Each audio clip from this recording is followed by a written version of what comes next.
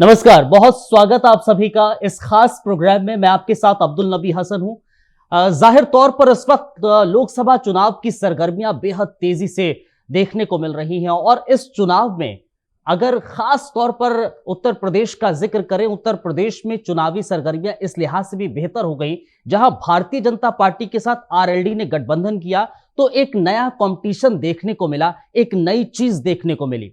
और यही वजह है कि आज इस कार्यक्रम में एक खास मेहमान हमारे साथ इस प्रोग्राम में शिरकत कर रहे हैं। आज स्टूडियो में एक खास मेहमान हमारे साथ हैं जिनका ताल्लुक आरएलडी से भी है और अधिवक्ता के तौर पर भी उन्होंने काफी समय व्यतीत किया है। आज हमारे साथ खास मेहमान रविकांत चड्ढा साहब हैं, जिनसे आज तफसील से बातचीत करेंगे। रविकांत चड्ढा साहब इस वक्त हमारे साथ स्टूडियो में मौजूद हैं। बहुत बहुत शुक्रिया रविकांत चड्ढा साहब, जो आरएलडी के प्रेसिडेंट हैं, प्रोफेशनल मंच के, और साथ ही साथ सीनियर एडवोकेट है। बेहद धन्यवाद, बहुत शुक्रिया सर आपका इस प्रोग्राम में शिरकत करने के लिए। सर, जाहिर तौर पर देखिए, आप आरएलडी से ताल्लुक रखते हैं, प्रोफेशनल मंच के राष्ट्रीय अध्यक्ष हैं। पहला सवाल आरएलडी से जुड़ा ही होगा, क्योंकि जब आरएलडी ने भारतीय जनता पार्टी से गठबंधन किया उसके बाद इस वक्त आरएलडी किस तरह से उत्तर प्रदेश में अपना दमखम दिखा रही है, जरा तफसील से हमें बताइए विस्तार से। क्या सा नजर आ रहा है इस समय आरएलडी के भीतर? क्या वो कहते हैं ना कि हाई नजर आ रहा है? बिल्कुल आ रहा है जी। आज हम एनडीए के साथ हैं और एनडीए के साथ होने से हमारा और भी मनोबल हो गया है। और इस समय मैं आपको ये बता दूं कि हमने 2 एमपीज की थी हमारे पास सीट जी, जो हमने एक बिजनौर का भी हो चुका है, और उसके बाद में ये एक बागपत भी है जगह, उसमें भी हमारा एमपी के लिए हुए थे खड़े लोग। और वहां पर मैं जब गया 1-2 बारी तो मैंने ये देखा कि लोगों में मनोबल इतना था कि बीजेपी का हमारे साथ होना, आरएलडी के साथ, उन्होंने इस मनोबल को और आगे बढ़ाया। और मैं ये कह सकता हूं कि ये दोनों जो हमारे एमपीज के लिए हुए थे खड़े, उनका भी मनोबल, और वैसे जैसे और लोगों का था मनोबल, उनका भी मनोबल बहुत था। और ये हमारी जीत यहाँ पर निश्चित है। अच्छा, मनोबल इस समय बहुत ज्यादा नजर आ रहा है, और शायद ये मनोबल इस लिहाज से भी है क्योंकि भारतीय जनता पार्टी की तरफ से, केंद्र की सरकार की तरफ से स्वर्गीय चौधरी चरण सिंह को जिस तरह से भारत रत्न से नवाजा गया, वो एक अच्छा कदम आप मानते हैं? ये अच्छा नहीं, ये तो बहुत बड़ा अच्छा था कदम जो सरकार ने ठीक टाइम पे लिया।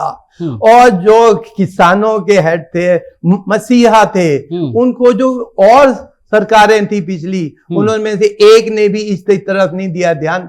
हालांकि बहुत आरएलडी के लीडर साहिबान ने, चौधरी अजीत सिंह जी ने भी, और अब जैन जी ने भी किया प्रयास। लेकिन ये जो अब प्रयास हमारा ठीक हुआ, जिसमें उन्होंने, भारत सरकार ने एंड स्पेशली मोदी जी ने, जिसको अब उनका नाम डिक्लेयर किया, ये सिर्फ हमारे लिए नहीं, आरएलडी के लिए नहीं, एक पर्टिकुलर किसानों के लिए नहीं, ये पूरे देश के लिए ये ऐसी चीज थी कि जो बहुत अच्छी तरह से हुई। और आज उससे हमारा आरएलडी का मान सम्मान भी इतना बढ़ा कि हमारे जो लीडर थे पुराने, जो इतने माने जाते थे कि देश के प्राइम मिनिस्टर एक ऐसे थे कि जिनके खिलाफ किसी ने कोई कुछ नहीं कहा, उनका सिर्फ एक था कि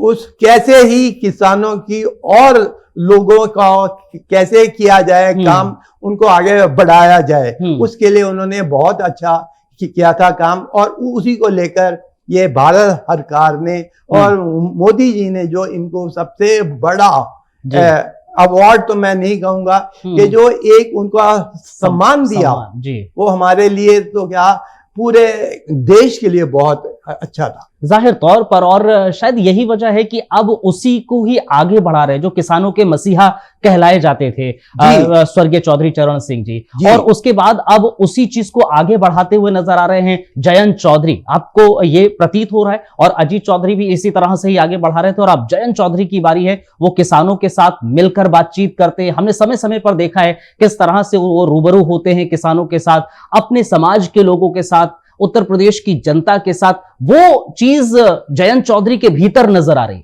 बिल्कुल है जी, और उन्होंने सबको ही मोटिवेट किया जी। मैं तो ये जानता हूं कि जयंत जी हर एक जगह गए और उनके लिए छोटे से लेकर बड़े तक इतना मान सम्मान है। वो जहां भी वह जाते हैं, बुजुर्ग लोग पगड़ी उनको पहनाते हैं, क्योंकि पगड़ी एक ऐसी चीज है कि जो और उनके पूर्वज थे, उनका ये मान सम्मान के लिए भी उनके ऊपर एक पगड़ी, हमारे यहाँ ये माना जाता है कि जो पगड़ी वो आप उसको कैरी फॉरवर्ड, जो लिगेसी है उसको करते हैं, और आज की डेट में वो पूरा कर रहे हैं। और मैं ये आपको बताऊंगा, इतने वो हिम्मती हैं, और जो हमारी आरएलडी की विचारधारा है उसको पूरा फॉलो करते हैं, और उसी के रूप में वो आगे बढ़ रहे हैं, और वो उसको हर एक वर्ग के लोगों को, हर एक आदमी को वो पूरा मान सम्मान देते हैं। और उनकी लीडरशिप में जो आज की डेट में काम हो रहा है वो बहुत ही अच्छा है। ये मैं एक खास तौर पे कहना चाहता हूं, बेहतर काम हो रहा है आपके हिसाब से, और शायद यही वजह है क्योंकि उत्तर प्रदेश में, खास तौर पर पश्चिमी उत्तर प्रदेश का जब जिक्र करते हैं, वो जाट लैंड कहलाया जाता है, और वहां पर आरएलडी एक मजबूत आरएलडी का भी पकड़ रही है। और आज की तारीख में जब भारतीय जनता पार्टी के साथ गठबंधन हुआ, तो आपको क्या लग रहा है पश्चिमी उत्तर प्रदेश में किस तरह का आरएलडी और एनडीए का इनफैक्ट प्रदर्शन रहने वाला है, और विपक्ष के लिए कितना ये मजबूत नजर है? मैं तो यही कहूंगा कि दूसरे लोगों का, और आपको ये भी बता दें कि पश्चिमी उत्तर प्रदेश का जिक्र करें, यहाँ 30 लोकसभा की सीटें, वो अपने आप में बड़ी मायने रख जाती है। जी जी जी जी बिल्कुल जी। ऑपोजिशन स्टैंड नोवेयर, बिकॉज मैं खुद गया हूं वहां पर कई जगह, वहां पर वो है ही नहीं। अब ये मतलब आरएलडी को लीजिए, और साथ में जो एनडीए, मतलब जो हम आगे एनडीए में जो बीजेपी है, उसके साथ ये गठबंधन ऐसा हो गया कि बिल्कुल आपको 100% मिलेंगे वोट। अच्छा, जाहिर तौर पर ये नजर आ रहा है। लेकिन एक और चीज है, देखिए आप निश्चित तौर पर आरएलडी से जुड़े हुए हैं, आरएलडी के प्रोफेशनल मंच के राष्ट्रीय अध्यक्ष हैं, और आप जमीन पर उतरे हैं, आप लोगों के बीच गए हैं। इसके अलावा आप अधिवक्ता के तौर पर कोर्ट में भी गए हैं। सो अधिवक्ता के तौर पर, एक सीनियर एडवोकेट के तौर पर अगर देखा जाए, आपको जो न्यायिक व्यवस्था भारत की नजर आ रही है, क्योंकि उस पर भी बात करना बेहद लाजमी हो जाता है, न्यायिक व्यवस्था किस तरह की आपको भारत की नजर आती है? किस तरह के सुधार उसमें अभी भी संभव है आपके मुताबिक? देखिए, न्याय जो व्यवस्था है वो ठीक है, अच्छी है, लेकिन ऐसा होता है कि अब पहले कुछ होता था और समय के हिसाब से उसको हमको आगे लेके जाना है, तो नए कानून भी आ रहे हैं। अभी देखिए, अभी नए बन गए हैं कुछ कानून, सीआरपीसी, आईपीसी वगैरह में भी अभी नेक्स्ट मंथ में वो भी आगे आ जाएंगे, और सरकार उसके ऊपर जो हमारे अधिवक्ता हैं और जो और बुद्धिजीवी हैं उनसे भी बात कर रही हैं कि ये हमने बनाए हैं। तो वो आज की दौर को देखते हुए वो ये सब कुछ है, और जिससे कि जितना कानून अच्छा होगा और स्पीडी आपको न्याय मिलेगा, मेरे हिसाब से उसी और ये सब हो रहा है, और ये बहुत अच्छा होगा। क्योंकि देखिए, अब न्याय में अब पहले कभी नहीं होता था कि फ्री लीगल एड नहीं होती थी, आज की डेट में वो भी होगी। मीडिएशन का भी आ गया लॉ, जिसमें अगर दो पार्टियां आपस में मिलके अगर बैठकर अगर आप न्याय के लिए जाएंगे कोर्ट में, तो थोड़ा समय भी लग सकता है और बहुत समय भी लग सकता है। ये कुछ हमारी न्याय व्यवस्था में ये भी है कि जजेस नहीं है इतने, तो सरकार उसकी ओर भी दे रही है ध्यान, तो वो भी होगा। और आप इस जो पुराना था न्याय, मतलब न्याय, उसको देखते हुए वो हम आगे बढ़ रहे हैं, नए कानून भी आ रहे हैं जिससे कि डिस्पोजल भी होगी अच्छी। और शायद यही वजह है कि पिछले कुछ आप वक्त में देखेंगे हमारी न्यायिक व्यवस्था में सुधार देखने को मिले हैं। और अगर हम सुप्रीम कोर्ट, हाई कोर्ट्स का जिक्र करें, जो केसेस हमें देखने को मिले हैं, कोर्ट की तरफ से निर्णय लेने की क्षमता जो देखने को मिली है, एक निर्णय लिए गए हैं, वो बड़े बड़े निर्णय लिए गए हैं। आप जाहिर तौर पर राम मंदिर का जिक्र किया जा सकता है, सीएए को लेकर किया जा सकता है, तमाम अलग अलग हैं। उनको आप किस तरह से देखते हैं?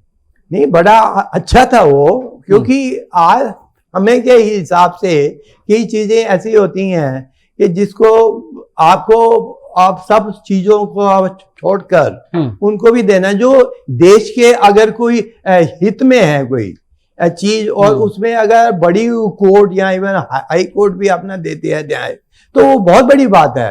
अब उससे ये है कि ये एक आदमी को नहीं होता पैदा, ये तो अब सबके लिए है। और उसी से ही पता लगता है कि अगर जल्दी में जो होता है वो काम, और उसका अगर न्याय मिल जाता है, तो इससे अच्छी बात नहीं हो सकती और कोई।